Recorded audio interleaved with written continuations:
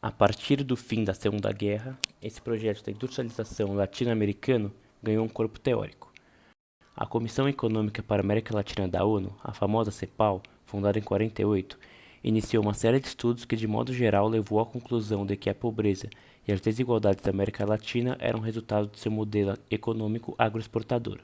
Indo além, os cepalinos desenvolveram a tese de que o crescimento e o desenvolvimento da indústria na região permitiria aos países controlar e aumentar suas riquezas, diminuindo, assim, as desigualdades sociais, regionais e produtivas que os marcavam.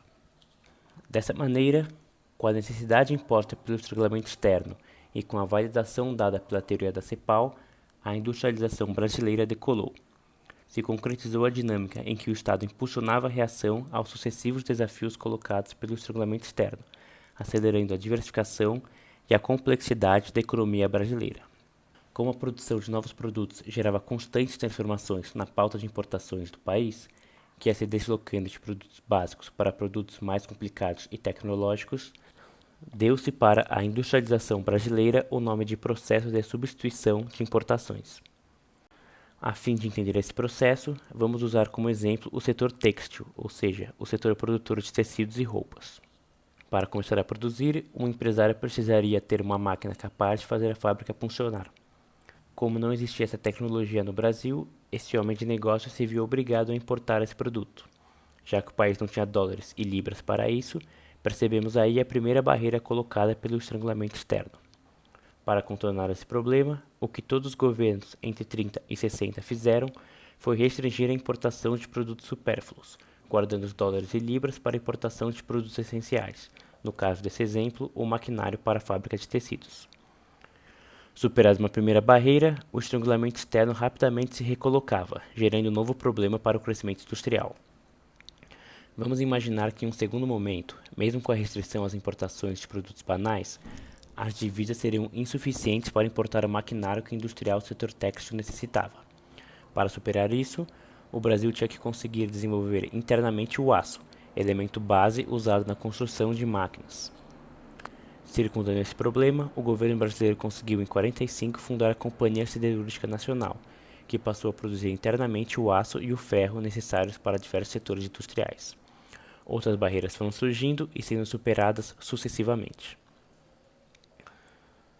Através deste simples exemplo do setor têxtil, percebemos a dinâmica em que se deu o projeto de desenvolvimento brasileiro. A partir de rupturas, fomos avançando e incorporando novas estruturas produtivas, sempre se adaptando às dificuldades impostas pelo estrangulamento externo. Apesar de algumas crises cambiais, que se traduziam em dificuldades no pagamento de transações internacionais e de uma inflação relativamente elevada, a dinâmica da industrialização por substituição de importações permitiu um crescimento econômico elevado praticamente ininterrupto, desde o primeiro governo Vargas, que durou de 30 a 45, passando pelo governo Dutra, de 46 a 50, e passando pelo segundo governo Vargas, de 51 a 54. Para se ter uma ideia, segundo dados do IPEA, o Brasil cresceu nesses 25 anos a uma taxa média de 5,1% ao ano, multiplicando sua produção de bens e serviços em quase 5 vezes. Comparando com os 25 anos mais recentes, a média de crescimento anual foi de míseros 2,2%, e em apenas 3 anos, 2004, 2007 e 2010, a taxa foi maior que 5,1%.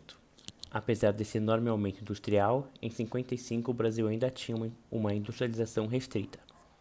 Isso significa que parte do crescimento econômico do país podia ser induzido internamente, ou seja, podia ser induzido a partir de máquinas e matérias-primas existentes dentro do país, mas um crescimento a uma taxa elevada ainda dependia da importação de equipamentos mais complexos vindos de países ricos. Ao assumir a presidência, em 56, Juscelino Kubitschek colocou em prática um ambicioso plano que buscava acabar, em 5 anos, com essa dependência de importações. Atraindo multinacionais através de um câmbio favorável e realizando maciços investimentos estatais, o ambicioso plano de metas conseguiu centralizar capitais e adquirir moderna estrutura técnica e financeira que, aliada à construção estatal de infraestrutura, foi capaz de instalar setores de ponta de bens de produção e setores de bens de consumo pesado, com destaque para a indústria automobilística. Os efeitos em cadeia desses setores puxou o crescimento de todos os setores da economia, que viviam um período de expansão nunca vivenciado antes. Nos 5 anos em que o plano esteve em vigor, o Brasil cresceu uma taxa média anual de 8,1%. Acabado o governo Kubitschek, o professor de economia da Unicamp, Manuel Cardoso de Mello, aponta que o crescimento econômico brasileiro autônomo estava assegurado. Não dependendo mais de importações para obter elevadas taxas de crescimento, o Brasil entrava na fase da industrialização completa, em que a elevação da riqueza dependia apenas do investimento interno. Percebemos, assim, que nos 30 anos entre 30 e 60, a economia brasileira experienciou uma verdadeira revolução. O país agroexportador tinha se transformado numa potência industrial regional, possuindo variedade e complexidade industrial inimagináveis para quem visitasse o país na década de 20. Apesar disso, nem tudo foi um mar de rosas. Durante o primeiro governo Vargas, especialmente durante o período ditatorial do Estado Novo, ocorreu brutal perseguição a opositores, sindicalistas, socialistas, entre outros, não existindo respeito aos direitos humanos, ao Estado Democrático de Direito ou à liberdade de expressão.